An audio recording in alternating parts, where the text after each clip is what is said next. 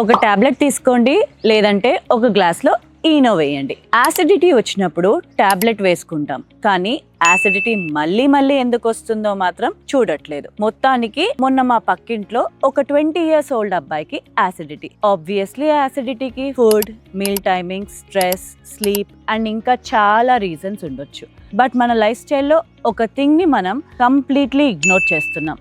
అదే మూమెంట్. లేచినప్పుడు నుండి పడుకునేదాకా కూర్చునే ఉంటాం, వర్క్ చేస్తూ కూర్చుంటాం, తినడానికి కూర్చుంటాం, ఆఖరికి ఫోన్ వాడడానికి కూడా కూర్చుంటాం. ఇంకా మూమెంట్ ఎక్కడ? అందుకే లంచ్ లేదా డిన్నర్ అయ్యాక ఒక 15 minutes ఒకే ఒక 15 minutes వాక్ చేయండి. ఊరికే అలా నడవండి. బికాస్ ఫిట్నెస్ అంటే డైలీ 1 hour జిమ్ లో ఉండడం మాత్రం కాదు, మీ డైలీ లైఫ్ లో మూమెంట్ ని ఇంక్రీజ్ చేయడం కూడా ఫిట్నెస్ లో పార్టే.